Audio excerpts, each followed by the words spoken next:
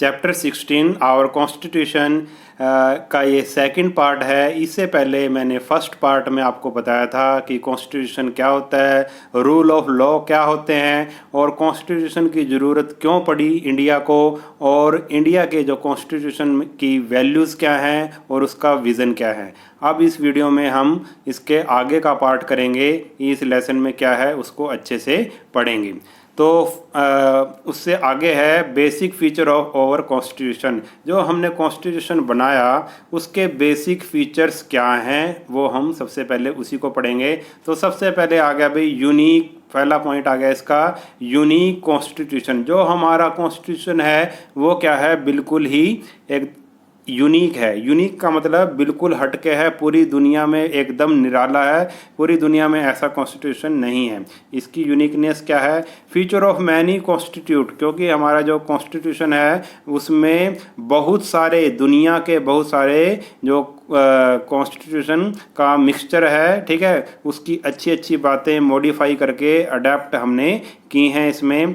किसके जो भी हमारे देश की नीड है और कंडीशन है हमारे देश की, उसके अनुसार हमने पूरी दुनिया के कॉन्स्टिट्यूशन में से जो अच्छी अच्छी बातें थी उसमें हमने शामिल की हैं, इसलिए इसको बोलेंगे हम यूनिक कॉन्स्टिट्यूशन। इसमें हमने इंग्लैंड, अमेरिका, आयरलैंड, रूस, ठीक है, इन सब के कॉन्स्टिट्यूशन की अच्छी अच्छी बातें ले रखी हैं। एक तरह से ये हमारा मिक्सचर है कॉन्स्टिट्यूशन। अगला है द लेंथिएस्ट कॉन्स्टिट्यूशन, और लेंथिएस्ट का मतलब जो हमारा कॉन्स्टिट्यूशन वो सबसे बड़ा है, पूरी दुनिया में इतना बड़ा कॉन्स्टिट्यूशन किसी का नहीं है। लेंथिएस्ट एंड मोस्ट डिटेल्ड कॉन्स्टिट्यूशन, पूरा डिटेल में है ये of the world, divided into, इसमें कितने हैं 22 पार्ट्स हैं, 395 आर्टिकल्स हैं। जैसे आपकी बुक में होते हैं जैसे 22 लेसन, ऐसे इसमें 22 पार्ट हैं। उन पार्ट में भी क्या है 395 आर्टिकल हैं और 12 शेड्यूल्स हैं। इसको बनने में 2 ईयर्स 11 मंथ और 18 डेज लग गए। 2 ईयर 11 मंथ 18 डेज, या आप ऐसे भी कह सकते हो लगभग 3 साल इसको बनने में लग गए। 2 ईयर 11 मंथ और 18 डेज, इतना टाइम लग गया कॉन्स्टिट्यूशन को बनाने में, ठीक है। और इसका ड्राफ्ट तैयार हो गया 26 जनवरी 1949, और इसको लागू कब कर दिया गया 26 जनवरी 1950। जो हम 26 जनवरी मनाते हैं, गणतंत्र दिवस मनाते हैं, वो इसी के उपलक्ष्य में ही मनाया जाता है कि इस दिन हमारा संविधान, हमारे देश के नियम कानून जो भी हैं वो लागू हुआ था, संविधान लागू हुआ था, कॉन्स्टिट्यूशन हमारा लागू हुआ था, इसलिए 26 जनवरी को मनाया जाता है इस दिन को, ठीक है। इसको हम रिपब्लिक डे भी कहते हैं। तो 26 जनवरी 1950 को ये पूरे देश में ये लागू हो गया, ठीक है। तो 2 पॉइंट बता दिए मैंने आपको। तीसरा पॉइंट है भाई हमारे जो फीचर है इसका रिटर्न, ये लिखा हुआ कॉन्स्टिट्यूशन है, रिटर्न कॉन्स्टिट्यूशन है। Assembly elected for this purpose, एक कॉन्स्टिट्यूशन असेंबली बनाई गई थी, मैंने आपको फर्स्ट वीडियो में बताया था। उसमें बहुत बड़ी बड़ी हस्तियां थी, जवाहरलाल नेहरू, डॉक्टर राजेंद्र प्रसाद, भीमराव अंबेडकर, उन्होंने मिलकर इसको बनाया था, प्रिसाइड बाय राजेंद्र प्रसाद। और राजेंद्र प्रसाद एक तरह से उसके क्या थे, अध्यक्ष थे। डॉक्टर भीमराव अंबेडकर चेयरमैन, ठीक है। और चेयरमैन के पद पे कौन थे, देखो एक तो होता है चेयरमैन, और एक चेयरमैन से भी ऊपर ऐसे लगा लो जो लास्ट में उसको क्या करेगा, इस तरह से उसको प्रिसाइडेड करेगा, उसमें साइन करेगा। तो अध्यक्ष तो कौन थे, अंबेडकर थे, और जो लास्ट में साइन किए थे, ठीक है, फाइल गई थी बन के ड्राफ्ट की, वो डॉक्टर राजेंद्र प्रसाद के पास गई थी, ठीक है। तो ड्राफ्टिंग कमेटी के जो चेयरमैन थे वो कौन थे, डॉक्टर भीमराव अंबेडकर। इन्होंने क्या भाई एक तरह से कॉन्स्टिट्यूशन की आप लगा लो कि किताब तैयार की, नियमों की किताब तैयार की थी, ठीक है। तो हमारा कॉन्स्टिट्यूशन है वो क्या है, रिटन कॉन्स्टिट्यूशन है। आगे आ गया भाई रिजिड एंड फ्लेक्सिबल। रिजिड का मतलब होता है जिसको बदला ना जा सके, और फ्लेक्सिबल का मतलब होता है जिसको आसानी से बदला जा सके। हमारे कॉन्स्टिट्यूशन में ये दोनों गुण हैं। कुछ ऐसे भी चीज़ें भी हैं जिनको कभी भी बदला नहीं जा सकता, उनको बदलना बहुत ही मुश्किल है, और कुछ ऐसी चीज़ें भी हैं जिनको बदला जा सकता है समय के अनुसार, ठीक है। Rigid and flexible on the basis of the procedure of its amendment. अब एक वर्ड आएगा अमेंडमेंट, ठीक है। अमेंडमेंट का मतलब होता है हिंदी में संशोधन, या आप कह सकते हो बदलाव, या आप ऐसे भी कह सकते हो सुधार। अगर किसी नियम में कुछ ठीक कर दिया जाए, बदलाव कर दिया जाए, समय के अनुसार उसको, ठीक है, तो उसको क्या बोलते हैं हम, अमेंडमेंट बोलते हैं। जैसे मैं एक एग्जांपल लेके बताता हूँ आपको, जैसे कि भाई पहले 1988 से पहले, ठीक है, 1988 से पहले क्या था हमारे देश में, 21 साल का जो होता था, 20 ईयर का जो मैन या वुमेन होता था, उसको ही वोट देने का अधिकार था, वो ही वोट दे सकता था। मगर इस मतलब इस कॉन्स्टिट्यूशन में आप ये कह लो रूल में सुधार कर दिया गया, अमेंडमेंट कर दिया गया। और कब किया गया, 1988 में अमेंडमेंट किया गया, और अमेंडमेंट से नया रूल बन गया। अब क्या है भाई, 18 ईयर्स का जो है आदमी या औरत वो क्या दे सकता है, या लड़का लड़की जो भी कहो, कि 18 ईयर्स का वोट दे सकता है। आप देखो पहले क्या था, 21 साल का ही दे सकता, 20 ईयर का ही दे सकता था वोट जिसकी उम्र 21 हो। फिर बाद में अमेंडमेंट कर दिया गया, इसी को बोलेंगे अमेंडमेंट, सुधार, ठीक है, बदलाव, चेंज कर दिया गया, ठीक है, रूल में, संविधान में चेंज कर दिया गया, कॉन्स्टिट्यूशन, ठीक है, कि एक रूल में चेंज कर दिया गया। और क्या बना, अब क्या कर दिया गया कि 18 ईयर्स का जो है जिसकी उम्र 18 से है वो ही वोट दे सकता है, ठीक है। इसको भी आगे बदला जा सकता है, कभी अगर बदलना चाहें तो उसको बदलने के भी क्या है, रूल होते हैं, उसको हम आगे पढ़ेंगे कि कैसे अमेंडमेंट किया जाता है। रिजिड का मतलब तो आपको पता लग गया, जिसको बदला ना जा सके, और फ्लेक्सिबल का मतलब होता है जिसको आसानी से बदला। हमारे कॉन्स्टिट्यूशन में ये दोनों गुण हैं। जैसे हम बात करें डेमोक्रेटिक, हमारा एक देश क्या है, डेमोक्रेटिक है, जनता का राज है, तो इसको तो हम बदल ही नहीं सकते। हम ऐसे कह दें कि भाई नहीं अब जनता का नहीं, अब उसका राज होगा, किसी राजा का राज होगा, तो ऐसा नहीं हो सकता, इसको हम नहीं बदल सकते। और जैसे इक्वालिटी का रूल है, सब इक्वल होंगे कानून की नज़र में, ये इसको भी नहीं बदला जा सकता, इसमें भी अमेंड नहीं किया जा सकता, भाई सब इक्वल हैं, ठीक है। तो इसको क्या कहेंगे हम, कि हमारा जो रिजिड भी है और फ्लेक्सिबल भी है। तो दोबारा से एक बार बता देता हूँ, यूनिक कॉन्स्टिट्यूशन है, लेंथीएस्ट है, सबसे लंबा है, सबसे बड़ा है, रिटर्न में है, और रिजिड और फ्लेक्सिबल है, इसके 4 फीचर्स हैं, ठीक है। अब नेक्स्ट है भाई, आप देखो आगे ना अमेंडमेंट वाला, अब करेंगे हम अमेंडमेंट कैसे करते हैं, जो अभी मैंने एग्जांपल लेके बताया था। Procedure of amendment of Indian constitution, अगर कोई अमेंडमेंट करना है, जैसे मैंने अभी वोट वाला बताया था कि पहले 21 साल का बंदा वोट कर सकता था, फिर 18 ईयर्स का बंदे को वोट करने का अधिकार। तो ये अमेंडमेंट करते कैसे हैं, ठीक है, इसके भी कुछ रूल रेगुलेशन होते हैं, बिना उसके हम अमेंडमेंट नहीं कर सकते, नया रूल नहीं बना सकते या चेंज नहीं कर सकते। तो पहला प्रोसीजर क्या है, बाय सिंपल मेजोरिटी।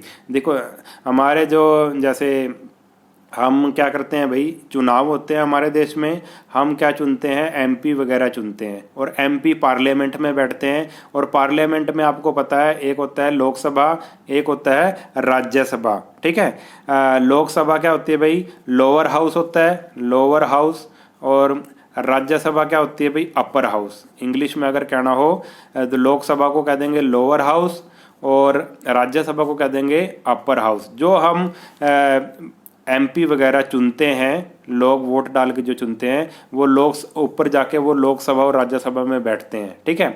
और वही जो भी नियम कानून, एक तरह से वो जनता का प्रतिनिधित्व करते हैं, और वही नियम कानून देश के बनाते हैं, ठीक है। अब कैसे बनाते हैं, bye simple majority. Simple majority किसकी, इन्हीं की, ठीक है। लोकसभा और राज्य, अपर हाउस और लोअर हाउस में जो लोग बैठे हैं, जो जनता ने चुनकर भेजे हैं, अब वो कैसे करेंगे, देखो सर्टेन प्रोविजन, कुछ प्रोविजन ऐसे हैं जिनको constitution can be easily be change, जो आसानी से चेंज किए जा सकते हैं। पासिंग द अमेंडमेंट बिल, एक बिल लाया जाएगा, अमेंडमेंट बिल लाएंगे, किसमें, पार्लियामेंट में लाएंगे, बाय सिंपल मेजोरिटी, और उसको सिंपल मेजोरिटी से ही पास कर दिया जाएगा, नया नियम बना दिया जाएगा या बदलाव कर दिया जाएगा।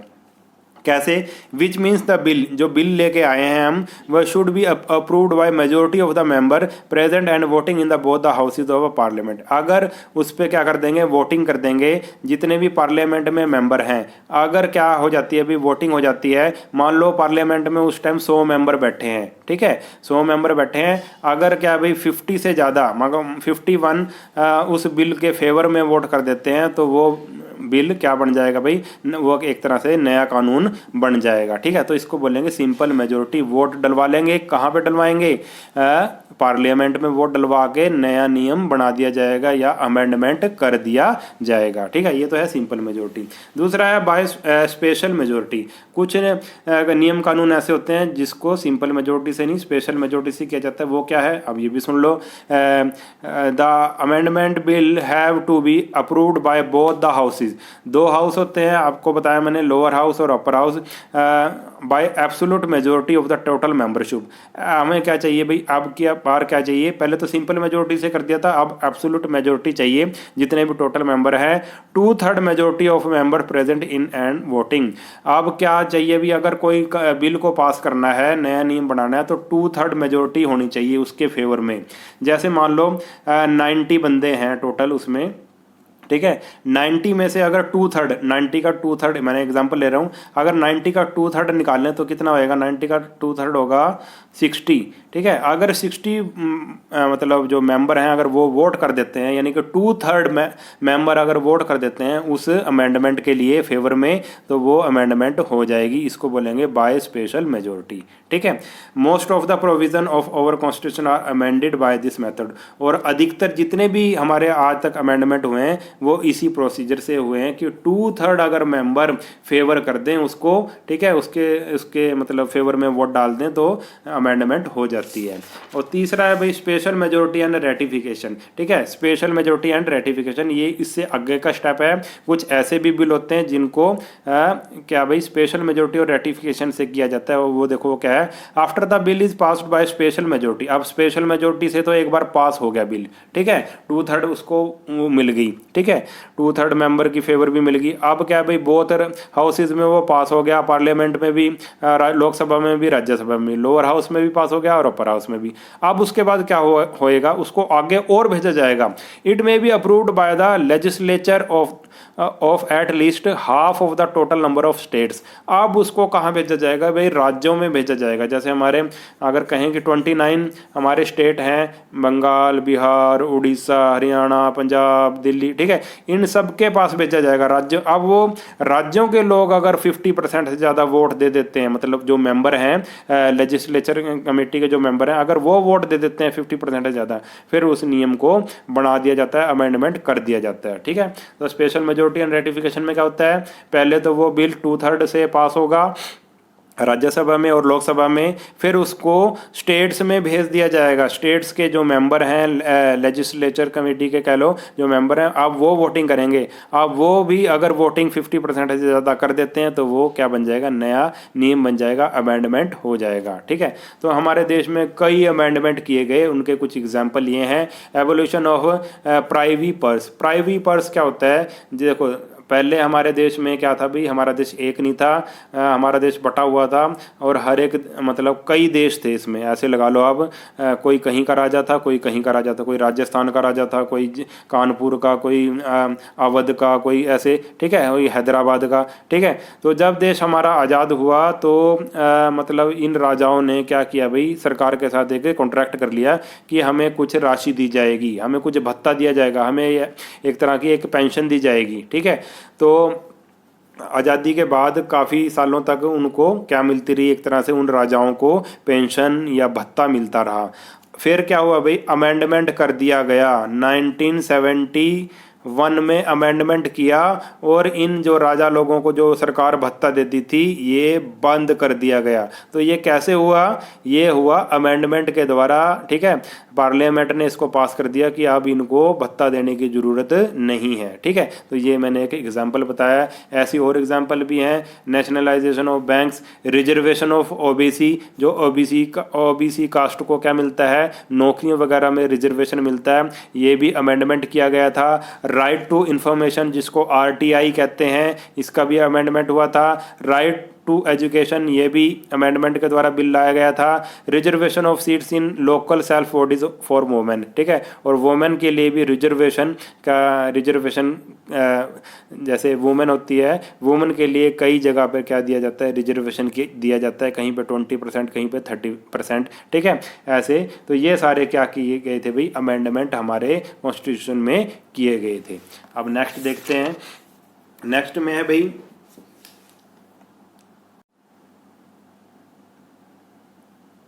अब नेक्स्ट टॉपिक है इसका इंडिया के बारे में। India is sovereign socialist and democratic Republic. इसका मतलब क्या है ये समझेंगे हम। सॉवरेन स्टेट का मतलब है country is free from all external control. हमारे देश के ऊपर कोई भी एक्सटर्नल कंट्रोल नहीं है, किसी दूसरे देश का कंट्रोल नहीं है। हम अपनी मर्जी से अपने नियम कानून बनाएंगे। We are free from to take over own decision. हम अपने डिसीजन खुद ले सकते हैं, हम किसी पे डिपेंड नहीं है।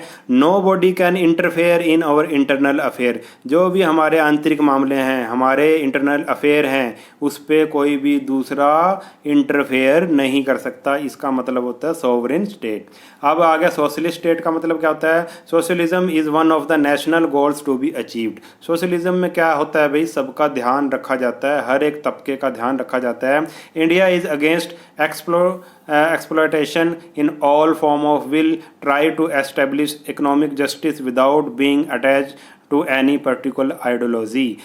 इंडिया में क्या दिया जाएगा भाई, सबको इकोनॉमिक जस्टिस दिया जाएगा, ठीक है। सबको ही आर्थिक सभी को आर्थिक तो मतलब आपको यूँ लगाओ कि मौके दिए जाएंगे, सभी को पैसा कमाने के मौके दिए जाएंगे। आप ये कह सकते हो कि सभी को रोजगार के अवसर दिए जाएंगे, ठीक है।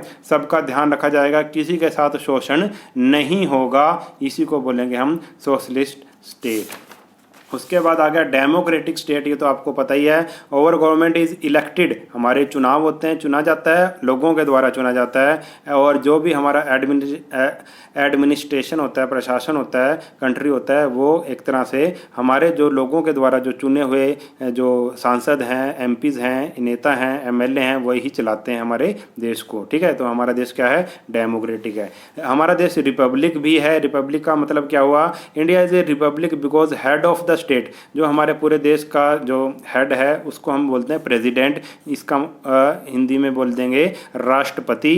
और elected by head from the amongst, और ये भी एक तरह से लोगों के द्वारा ही चुना जाता है, ठीक है। रिपब्लिक देखो हमारा देश डेमोक्रेटिक भी है और रिपब्लिक भी है, मगर जो इंग्लैंड है उस वो डेमोक्रेटिक तो है मगर रिपब्लिक नहीं है, क्योंकि वहाँ पे हेड ऑफ द स्टेट कौन है, उसमें किंग या क्वीन को हेड ऑफ द स्टेट माना गया है, ठीक है। वहाँ पे अभी भी राजा और रानी की एक तरह से परंपरा अभी भी चली हुई है। जो हमारा क्या है, हमारा जो लोगों के द्वारा चुना गया है मतलब हेड पूरे देश का, और उनका जो हेड है वो क्या है, राजशाही हेड है, राजा है कोई, ठीक है। जो उनका पीछे से चला आ रहा है राजा, आगे उसका बेटा बन जाएगा फिर राजा, फिर उसका बेटा बन जाएगा राजा, वो उसको ही हेड अभी तक इंग्लैंड में माना जाता है। इसलिए इंग्लैंड एक रिपब्लिक देश नहीं है। उसके बाद आ गया पार्लियामेंट्री फॉर्म ऑफ गवर्नमेंट। हमारे देश में क्या चलती है भाई, पार्लियामेंट्री फॉर्म ऑफ गवर्नमेंट चलती है। आपको पता है कि हमारी पार्लियामेंट में क्या है भाई, लोकसभा, लोअर हाउस और राज्यसभा यानी कि अपर हाउस। लोअर हाउस और अपर हाउस, ठीक है। इनमें जो मेंबर बैठते हैं उनको कौन चुनता है, जनता चुनती है वोटिंग के द्वारा। जब वोटें होती हैं, चुनाव होते हैं, आपको पता होगा। We have parliamentary form of government both the centre and in the state. ऐसी सेंटर में भी, यानी कि जैसे इस समय कौन है, पीएम कौन है हमारे देश का, नरेंद्र मोदी जी हैं। और हमारे जो स्टेट्स के क्या होते हैं भाई, मुख्यमंत्री, वो भी कौन चुनते हैं, लोग चुनते हैं। पीएम को भी एक तरह से किसने चुना है, लोगों ने चुना है। और मुख्यमंत्री जो स्टेट के होते हैं, राज्यों के होते हैं, जैसे पंजाब, हरियाणा, दिल्ली, बंगाल, बिहार, उड़ीसा, इनको भी किसने चुना है, मुख्यमंत्रियों को इन लोगों ने चुना है। In fact we have adopted the system of British, ठीक है। In parliamentary democracy there is a close relationship between the legislature and the executive. अब ये क्या होता है, लेजिस्लेचर क्या होता है, जो हमने लोग चुनावों के द्वारा जो चुने हैं, आगे जो लोकसभा और राज्यसभा में बैठे हैं, उसको ही हम लेजिस्लेचर कहेंगे, उन बंदों को, ठीक है। और एग्जीक्यूटिव कहेंगे जो सरकार को चला रहे हैं, जैसे कि पीएम। पीएम किस में आ जाएगा, एग्जीक्यूटिव में आ जाएगा। पीएम और पीएम की जो भी मंत्रिमंडल है, मंत्री हैं, वो देश को चला रहे हैं, वो क्या है, एग्जीक्यूटिव हैं। तो इन दोनों के बीच में बहुत ज़्यादा रिलेशन है, आपको पता ही होगा, ठीक है। जो भी नियम कानून बनते हैं वो कौन बनाता है, लेजिस्लेचर ही बनाता है। और जो नियम कानून बन जाते हैं फिर क्या होता है, उनको लागू कौन करता है, उनको लागू कौन करता है, एग्जीक्यूटिव करता है। आगे आगे अभी the council of minister is constitute from the member of the legislature. अब जो मिनिस्टर का जो बनेगी, जैसे पीएम है, पीएम क्या बनाएगा, मान लो कोई पार्टी जीत जाती है तो उस पार्टी का पीएम बनता है, फिर पीएम अपना मंत्रिमंडल बनाएगा और मंत्रिमंडल वो सारे काम करेगा, देश के जितने भी काम होंगे उस मतलब अलग अलग विभाग होंगे उसके द्वारा वो काम किया जाएगा। इट होल्ड द ऑफिस, और मान लो उनका अलग अलग डिपार्टमेंट बना दिया जाएगा, ठीक है। और वो उन कॉन्फिडेंस ऑफ द लेजिस्लेचर, और वो तब तक वो काम कर पाएंगे जब तक कि लेजिस्लेचर यानी कि जो जनता के द्वारा जो चुने हुए प्रतिनिधि है उनका साथ देंगे। In a parliamentary form of government the head of the state president, और हमारे हेड ऑफ द स्टेट कौन होता है, प्रेसिडेंट होता है, ठीक है। In case of India it is a nominal head, और होता तो प्रेसिडेंट है मगर उसकी इतनी खास पावर नहीं होती। पावर, मेन पावर किसकी होती है, हमारे पीएम की पावर मेन होती है, पीएम ही सब कुछ करता है। आप ये मान के चलो, जो प्रेसिडेंट होता है वो तो एक तरह से क्या होता है, नॉमिनल होता है, उसकी पावर होती तो है मगर बहुत कम पावर होती हैं। Although he enjoy many powers, जबकि जो प्रेसिडेंट है उसकी बहुत सारी पावर होती हैं, बट इन प्रैक्टिस, मगर असली में कौन काम करता है, power are exercised by the council of minister. जो भी काउंसिल ऑफ मिनिस्टर है, मंत्रिमंडल है, उसके पास पावर होती है, और जिसका हेड कौन होता है, प्राइम मिनिस्टर होता है, ठीक है। तो हमने पार्लियामेंट्री सिस्टम के बारे में पढ़ा देश के। आप पढ़ेंगे फेडरल एंड यूनिटरी। फेडरल और यूनिटरी का मतलब क्या होता है, हमारा सिस्टम कैसा है, हमारे देश का सिस्टम फेडरल भी है और यूनिटरी भी है। फेडरल का मतलब होता है पावर को बांट देना, ठीक है, और यूनिटरी का मतलब होता है पावर को एक जगह पे रखना। तो हमारे देश में पावर को बांट दिया गया, आपको पता ही है कि हमारे पूरे देश को राज्यों में बांट दिया गया है, स्टेट्स में बांट दिया गया है, और हर एक स्टेट की अलग अलग सरकार भी है, अलग अलग मुख्यमंत्री भी है। तो स्टेट की सरकार अपने आप सरकार चला रही है, और एक सेंटर की सरकार होती है जिसके जैसे उसका क्या होता है भाई, पीएम होता है, पूरे देश का होता है। तो हमारा देश क्या है, फेडरल भी है और यूनिटरी भी है। या यूनिटरी में क्या आ जाएगा, सेंटर की सरकार आ जाएगी जो पीएम चला रहा है, और फेडरल में आप ऐसे कह लो कि जो भी स्टेट्स हैं, जैसे बिहार के मुख्यमंत्री हो गए नीतीश कुमार, हरियाणा के हो गए खट्टर, ठीक है, और दिल्ली के हो गए अरविंद केजरीवाल, ठीक है, ये स्टेट्स में ऐसे बांट रखा है, ठीक है। और स्टेट के मुख्यमंत्री हैं जो वो किस में आ जाएंगे, फेडरल में आ जाएंगे, उनको भी कुछ पावर दे रखी है। और जो यूनिटरी है, यूनिटरी यानी कि जो प्रधानमंत्री है, प्रधानमंत्री के पास भी पावर है, ठीक है। अब हमारा देश फेडरल भी है और यूनिटरी भी है। वो कैसे, आप देखेंगे, the constitution of a federation is written and rigid and it divide power between the centre and the state. और ये जो फेडरल होता है उसमें क्या होता है भाई, सेंटर और स्टेट के बीच में पावर को बांट दिया जाता है। There is a independent judiciary which interpret the constitution and settle the dispute. और जो इसकी इंडिपेंडेंट जुडिशरी होती है, यानी कि जो न्याय वगैरह का काम करती है, वो इंडिपेंडेंट होती है, उस पर किसी का बस नहीं चलता, ना मुख्यमंत्री का ना प्रधानमंत्री का। उसको वो एक तरह से आज़ाद होती है, बिल्कुल इंडिपेंडेंट होती है, उस पर किसी का प्रभाव नहीं पड़ता। Accordingly India has A federal system but with a unique difference. हमारा जो सिस्टम है वो फेडरल है, फेडरल होते हुए भी ये क्या है, एक यूनिक सिस्टम है, बिल्कुल ही अलग है, पूरी दुनिया में बिल्कुल ही अलग है। The central government which is also called the union government, और सेंट्रल गवर्नमेंट को हम यूनियन गवर्नमेंट भी कह सकते हैं। और ये वो इतनी पावरफुल है, वो बहुत ज़्यादा पावरफुल है, स्टेट गवर्नमेंट से तो बहुत ज़्यादा पावरफुल है। तो that at times it appears that India is really a federal but a unitary state। तो ऐसा लगता है क्योंकि पीएम के पास इतनी ज़्यादा पावर है, जो वो स्टेट्स के जो मुख्यमंत्री उनके पास इतनी पावर नहीं है। पीएम के पास सबसे ज़्यादा पावर है, तो सेंट्रल गवर्नमेंट के पास सबसे ज़्यादा पावर है। तो ऐसा लगता है कि हमारा देश क्या है, एक यूनिटरी स्टेट है। मगर यूनिटरी स्टेट होने के साथ साथ भी क्या है, इसने ये लाइन लिखी है, देखो, India is not really a unitary federation. India is not really a federation, कि फेडरेशन नहीं है बट ए यूनिटरी स्टेट, मगर एक यूनिटरी स्टेट है, ठीक है। मगर दोनों के गुण हैं इसमें, फेडरेशन भी है और यूनिटरी स्टेट भी है। जब सेंटर की पावर को देखें हम तो ऐसे लगता है यूनिटरी स्टेट है, और जब जो स्टेट्स हैं उनको भी बांटा हुआ है तो ऐसे लगता है, पावर दी गई है उनको भी तो ऐसा लगता है फेडरेशन है। तो दोनों गुण है इसमें। However the constitution of India has several feature of the federation combined with the element of the unitary state, ठीक है। तो हमारे में दोनों गुण है, फेडरेशन भी और यूनिटरी स्टेट भी है। Some people describe India as a federation, और कुछ लोग तो क्या कहते हैं कि India is a federation. India federation है with a very strong central government, और जिसमें वेरी स्ट्रॉन्ग सेंट्रल गवर्नमेंट है, कि ये फेडरेशन तो है मगर इसकी जो सेंट्रल गवर्नमेंट है उसके पास बहुत ज़्यादा पावर है। ठीक है, तो ये बता दिया मैंने फेडरल और यूनिटरी क्या होता है। अब उसके बाद नेक्स्ट है यूनिवर्सल अडल्ट फ्रेंचाइज। इसका क्या मतलब है ये मैं बता चुका हूँ आपको। यूनिवर्सली अडल्ट फ्रेंचाइज मींस कि हमारे जो देश का सिटीजन है जिसकी उम्र 18 साल है वो क्या दे सकता है भाई, इलेक्शन में भाग ले सकता है, वोट दे सकता है। इसी को ही हम कहेंगे यूनिवर्सल अडल्ट फ्रेंचाइज, कि हमारे देश में 18 साल का जो युवक है या युवती है उसको वोट डालने का अधिकार, उसको ही बोलेंगे यूनिवर्सल अडल्ट फ्रेंचाइज। चाहे वो किसी भी उम्र का हो, कास्ट का हो, कलर का, उसको वोट देने का अधिकार है, बस उसकी उम्र कितनी होनी चाहिए, कम से कम 18 ईयर्स होनी चाहिए। उसके बाद आ गया सिंगल सिटीजनशिप। सिंगल सिटीजनशिप क्या है, हमारे देश में सिंगल सिटीजनशिप है। ठीक है, India we have single citizenship there for every Indian irrespective of place where he she lives is a citizen of India. अगर हमारा कोई बंदा बंगाल में रहता है, उड़ीसा में रहता है, मध्य प्रदेश में रहता है, तो उसको उसके पास सिंगल सिटीजनशिप है, उसको इंडियन कहेंगे, ना कि उसको बंगाली या मराठी या ऐसे कहेंगे। ठीक है, तो वो उसकी एक ही सिटीजनशिप है, वो क्या है, वो इंडियन्स है। स्टेट कोई सिटीजनशिप नहीं देता, सिर्फ सेंटर से ही मिलती है हमें कि वो इंडियंस है। मगर जैसे हमारे भारत में तो ये सिस्टम है सिंगल सिटीजनशिप, मगर अमेरिका में क्या है, अमेरिका को भी स्टेट्स में बांटा गया है, अलग अलग स्टेट्स में बांटा गया है, तो स्टेट भी उसमें वहाँ पे डबल है। ठीक है, स्टेट भी, वो स्टेट का नागरिक भी है, स्टेट का सिटीजन भी है और अमेरिका का भी सिटीजन भी है। ठीक है, स्टेट का भी सिटीजन है और अमेरिका के, वहाँ पे डबल सिटीजनशिप है, और हमारे देश में क्या है, सिंगल सिटीजनशिप है। उसके बाद आ गया भाई सिंगल इंटीग्रेटेड जुडिशियल सिस्टम। ये लास्ट टॉपिक है इसका, कि जो हमारे देश में क्या है, सिंगल इंटीग्रेटेड, हमारे देश में सिंगल इंटीग्रेटेड जुडिशियल सिस्टम है। जो न्याय वगैरह है, कोर्ट वगैरह है, वो क्या है, एक तरह की सिंगल है।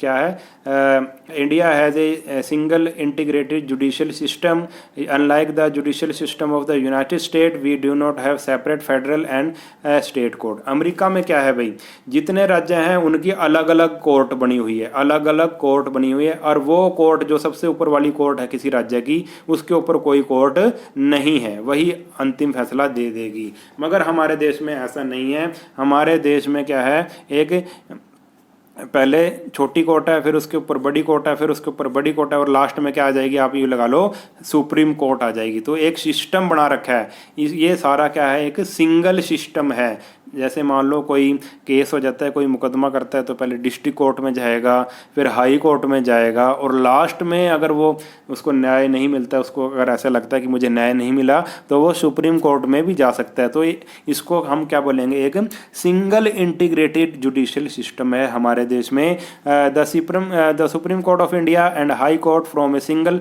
Integrated judicial structure with judification over all laws.